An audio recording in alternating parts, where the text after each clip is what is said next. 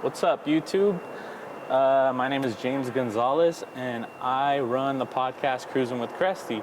I probably should have started off by introducing myself and doing my episode with my truck, Cresty.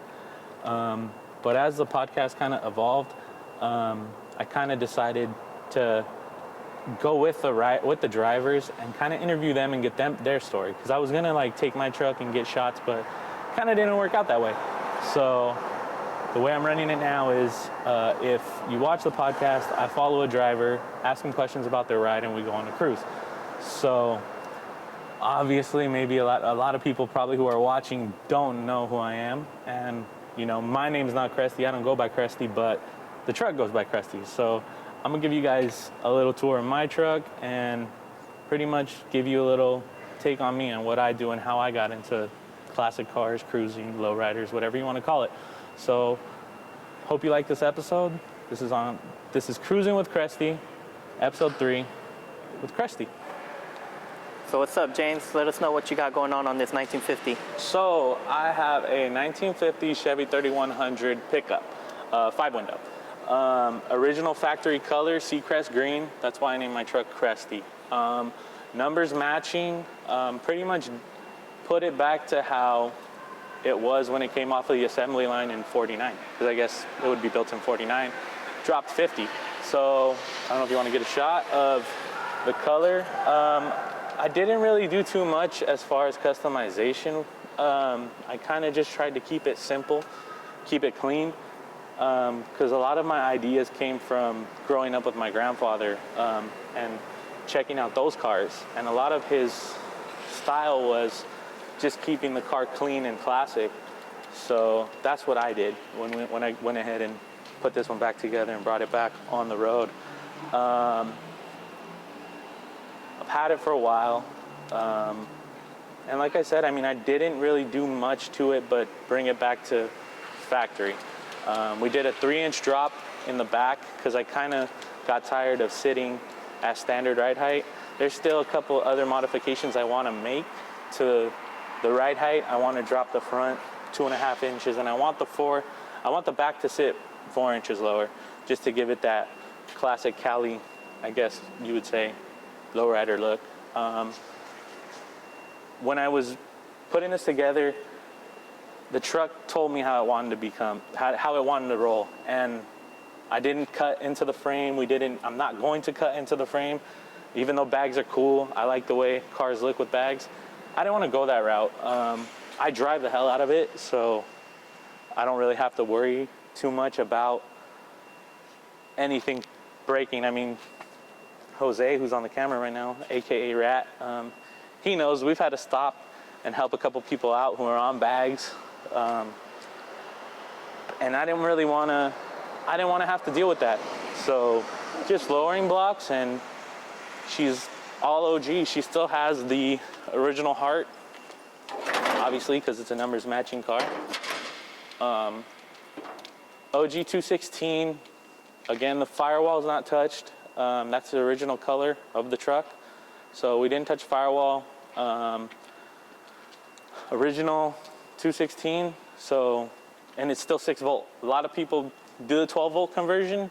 I didn't. I kept it original. So I have my siren. There's a battery underneath the seat for my bus lady fan and my siren, because obviously everything now is 12 volt. So it's hard to kind of find stuff you can put on these cars that are 6 volt. You can, I guess. It's just I bought that at the swap meet, and everybody who has the classic cars know that 12 volts a lot cheaper. 6 volt, you pay the price.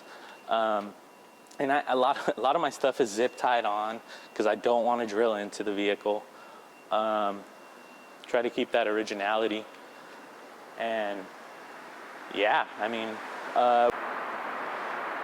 so I went ahead and split the manifold. We got Fenton headers. Got a 18-inch glass pack on the driver's side and a straight pipe on the passenger side. So you get that rumble and that pop. Classic Chicano lowrider sound.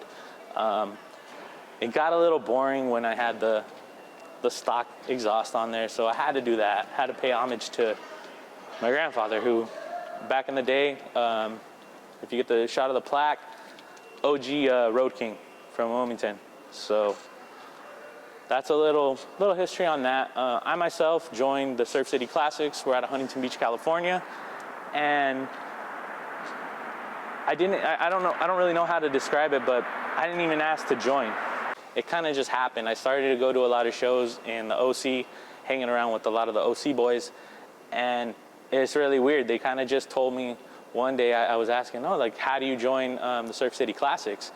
And they're like, you're already a member. So I thought that was kind of cool because I was already going to a lot of the meets and I knew a lot of the people. So that's how I kind of got into the car club that I'm in now. So big ups to Surf City Classics, all the people who are watching. Great car club, not a lot of strict rules, just show up and ride pretty much. So, yeah. So James, what got you into classic cars? Why a classic car? Or I guess say a classic truck. A classic truck. You know what, man? I mean, my style was kind of more, I like things that were old. I like the body lines on an older truck. There's just something about, you know, unplugging from like, because we relate, I always say it, we relate cars to trying to get to a place as fast as possible. In this, dude, you're not going over 50 miles an hour.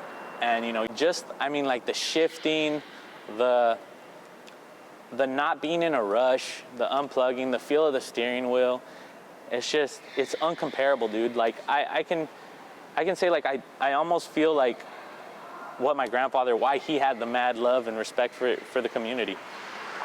Yeah, I mean, like, a lot of people and people that I've talked to about it related to the best thing on earth.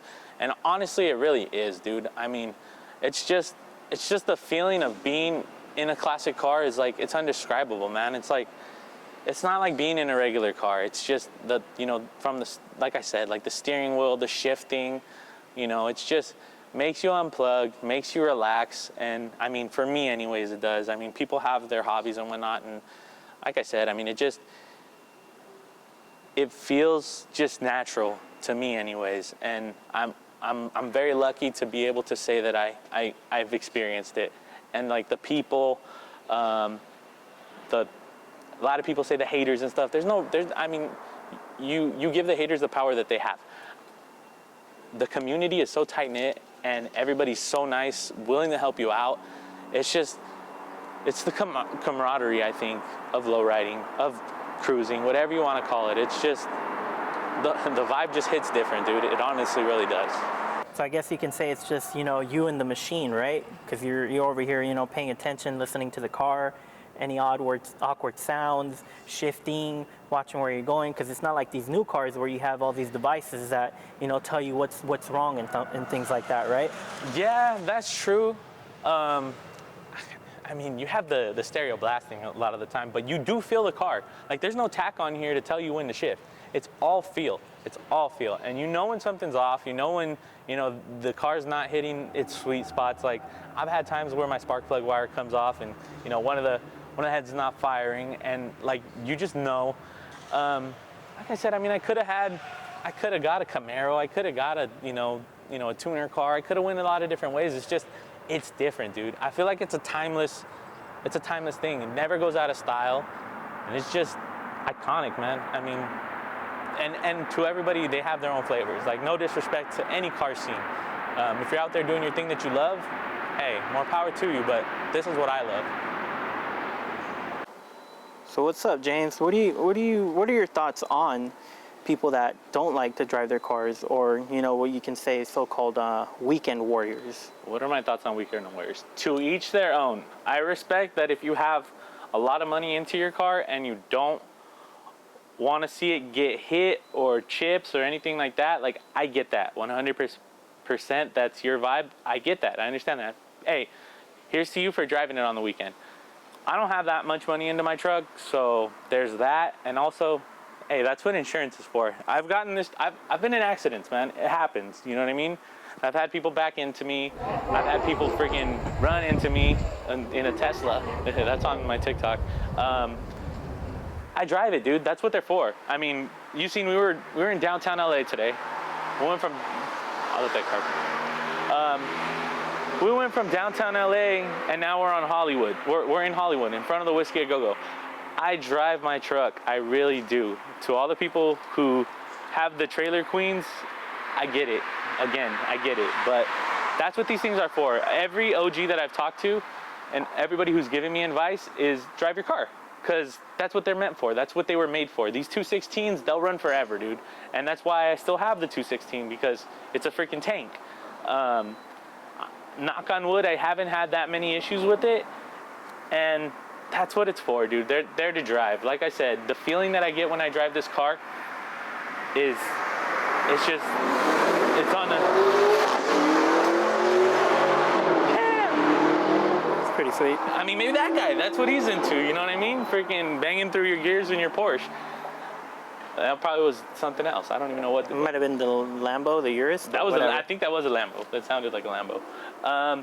To each their own. Everybody has their own style. This is my style. I love to drive the thing, so that's what I do. I get in it and I drive it. We're going from here. We're gonna go to Venice. We're gonna get some shots rolling, and you'll see how my facial expressions and just my whole attitude just kind of changes, dude. Because again, I love to drive this thing, and that's what it's made for. That's what it was built for. I've had people tell me back in the day, like, people were going cross country in these things, dude. They were moving their families, and they were work trucks. And remember that one guy that said, "Oh yeah, this thing will make it to Oklahoma easy." That's what he said. It would make it to Oklahoma easy.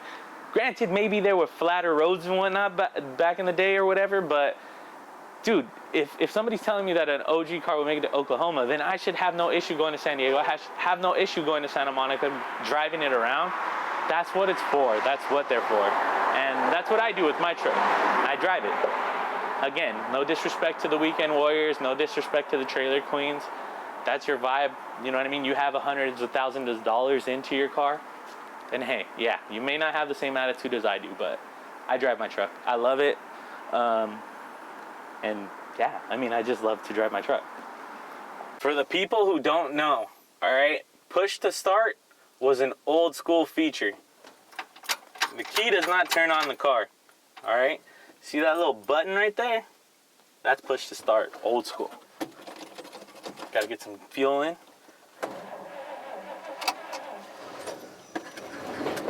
And we're on. All right. Are we on? We're on. Okay, so put it in first gear. A little rollback. And we're dipping.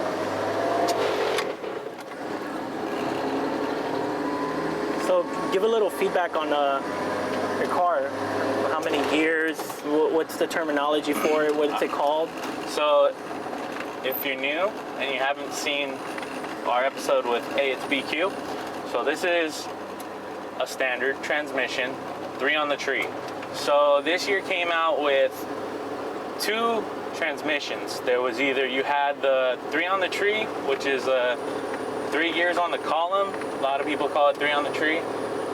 You either had that or you had 4 on the floor. So they gave you what was called a granny gear, which is a super low gear, and that was made for, you know, these were work trucks, so that's what that was for. It was just a really super low gear that you could haul shit with, because this is basically a tractor engine. But yeah, then we were talking about that the other day, how basically these were farm trucks, and yeah, it's basically almost a tractor, right? Yeah, it's pretty much it's a tractor. That's what they were meant for. They were never vehicles that were for cruising. They were commercial vehicles and used for commercial use. That's why if you look at the old color codes, a lot of them were gray, black, those type of colors. So you never really had, you know, the red. There was red too, but there was no like colors like we have now. It was a very basic colors because they were not flashy cars. They were made for work. Very simple on the inside. I put carpet in mine, but I guess they just had a mat, just like a rubber mat. So there's that. A little fucking rough. We need to adjust the carburetor. And some thumbs up from the people who are what do you call them? Observing reporting? No. Protecting. Oh. Public safety? Public safety. So, yeah, basically, mine's 3 on the tree. 3 gears, and you got reverse. Very quick. First gear is almost like just once you're rolling, you're already gonna bang it into second, and then second's a very, it's short, but it's not as long as third. Third gear is gonna be your longest gear. And there's that. What else would I touch on? What else would you guys want to know? You only had AM radio in these things. There was no FM. There's that. I have the original heater, and for my truck, because of the copyright, we can't play music right now. But I have a little Bose little stereo in here that's rechargeable Bluetooth speaker, because I'm still running 6 volts. So our lights are like very freaking dull, especially with the drop that I did. They're not at all touching the street anymore. And yeah, so that's basically pretty much about this. And I don't know, like you can see me, I'm smiling ear to ear, because this is what I love to do, man. It's just simple. Again, everybody has their flavor. This is my flavor. I don't want to wrap the pipes because we're in freaking Beverly. Are we in Beverly Hills right now? Yeah, technically we're in Beverly Hills. We're in Beverly Hills, so I don't want to like do that right now. When I get to Venice Beach, it's more hood, so we'll wrap the pipes a little bit. But yeah, it's just the feel, dude. I don't know. Can't explain it. Explain or talk about usually when you're cruising down, all the thumbs up and people saying what's up and all that stuff too. You know what I mean? I don't know if how does that feel? When someone just kind of gives a double look and then just gives you the thumbs up. How can I put that, dude? It's cool. You feel like a little celebrity almost. I mean, it's a complete stranger giving you props on your vehicle, because I put it to it's my style. It's my interpretation on what, because again, they weren't dropped or anything like that, but I like the way I have my little Cali lean to it. I kept my color the same, and a lot of people, it's funny how I'll be nowhere near, I'll be in Orange County or wherever I'm rolling around. They're like, "Oh, Felix Chevrolet, is that place still around?" I'll get that. I'll get the thumbs up. It's a dope ass feeling, honestly, dude. And I mean, I don't know. Maybe the Camaro guys get thumbs up. Maybe all those other people, the Miata people, get thumbs up. But I don't know. It's dope, man. You feel like a little celebrity. I don't know. But yeah, that's pretty much a little bit about that. I don't know, again, I touch on it because it's really cool. We go slow, so people go around us sometimes, and that's okay. It's a cool feeling because my grandfather was doing this. This is what he said he would kind of talk to me about, the feeling that he would get when he would drive his Plymouth. He had a chopped and channel Plymouth, and same thing. He was the first dude to drive this truck. He's the one who taught me how to drive 3 on the tree. It's just being able to have that connection to my grandfather. He's 91 years old. He's still alive. I'm blessed in that aspect to be able to, still be able to talk to him about the truck and, get his feedback on things and whatnot. And he's very knowledgeable in them.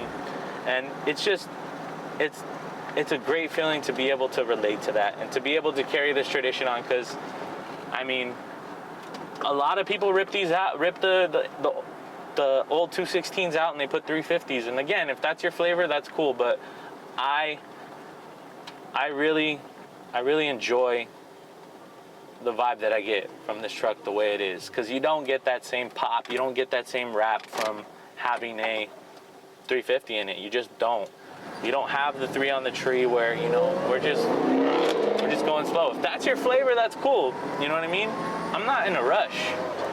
It's freaking 2 a.m. right now, and we're chilling. We're cruising. You know what I mean? It's just a laid-back drive. I don't feel like I need to go home right now. I don't feel like I need to have a destination where I'm going right now. I'm just driving. And all the people who have classic cars, have lowriders, I think they get that same feeling. And if you're watching this, I think you know what I'm talking about if you do own a classic car. And I'm very blessed to be able to own a classic. I don't know. That's our curb feeler. It's a little low. I got to adjust it. But yeah, Good stuff right there. special nighttime edition. I don't know if you guys know where we're at. We've hit a couple iconic. What would you call them? LA? Would you say LA? The locations we were at today? Yeah, I would say LA. We hit a couple iconic LA locations. As some would say, show up and show out, right? That's what we did today. So we're gonna end this right here in Venice Beach. I don't want to say beautiful because it's not really all that beautiful. Park right here. We'll do the outro. So what's up, man? Where are we at right now? Where are we located? We are at beautiful Venice Beach. I don't know about beautiful, but Yeah, that's true. Venice Beach, California. Ending this episode of Cruising with Cresty. I just want to thank everybody. Like, I would have never thought. I want to thank Lloyd for being the first one to come out on this and be out here with and come out on the podcast. We always say we're nobodies, right? yep. I want to thank Lloyd. I want to thank ep3 for giving me the idea to starting Cruising with Cresty. I just want to thank everybody who watches this. I really appreciate it. I mean, you guys may not, 2,000 views may not be nothing for some people, but you know what? Hey, I really appreciate it. I honestly do. It's a hobby for me. I really like, to interview people, get their stories on their rides, and I like to talk. If you know me, I like to talk.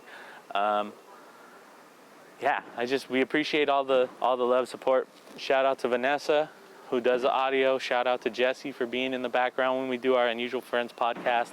Shout out to Rat, aka Jose. That's what I call him. Shout out to Rat for recording it, being here at 3:30 in the morning. Shout out to everybody who makes this shit possible, because the viewers, the team we got, everybody who helped us along the way, really gracious. And I'm blessed to be able to drive what I drive, blessed to be able to have all these opportunities, have these things in this life, and just grateful. But yeah, keep watching. It really motivates the fuck out of me to keep making these videos. And this shit ain't gonna end. As many cars as there are out there, friends of friends. If you got a car, you want to feature it on it. Doesn't have to be a classic car. Could be a Miata. Could be Colorado. Whatever you got. You want to come chop it up about what got you into whatever you drive. Bikes. Bikes as well. We can do bikes. I can't cruise with you, but we can follow you and get some rolling shots and whatever you got. Bikes, cars, doesn't matter. Let's keep it going. We're gonna keep it going, and I appreciate the love and support. So I don't know what episode this is gonna be, 3 or 4, but appreciate you guys. You guys have a good night, good morning, whenever it is that you're watching this. And this is Cruising with Cresty, and I'm James, not Cresty. That's Cresty. So you guys have a blessed life, and we're out.